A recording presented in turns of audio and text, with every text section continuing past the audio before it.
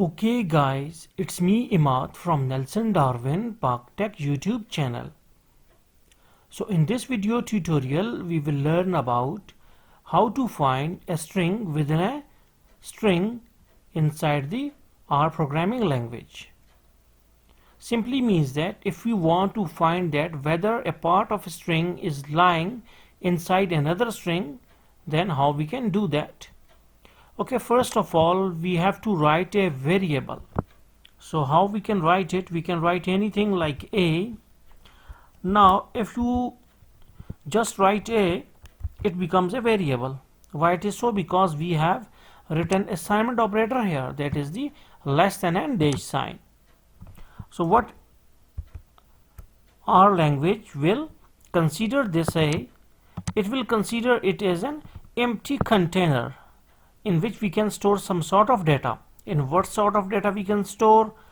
Let us suppose that if we used to write magical world, then it is a string. As we all know that everything within these double quotes is considered as the string data type or string type data.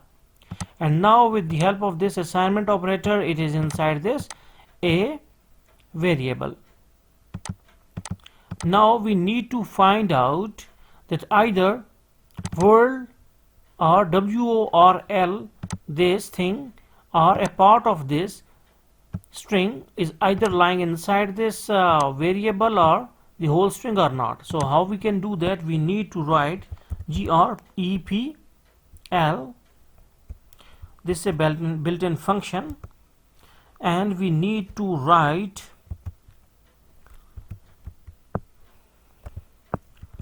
part of the string.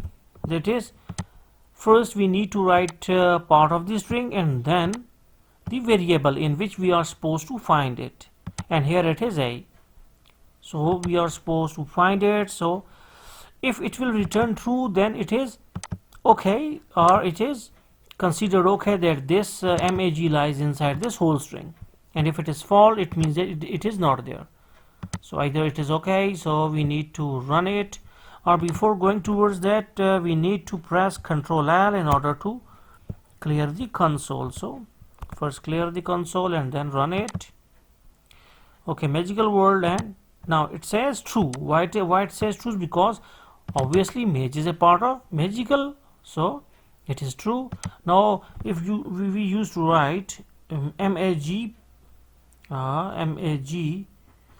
like mag, okay, now mega, either it used to be a part of this or not. Obviously it is not. So either what will we get after running the program? So now you can see it is false because it is not the part of the main array. So in this way you can find how to find a part or a complete array within the other array. So hopefully you got the concept. So thanks for visiting our channel and don't forget to subscribe.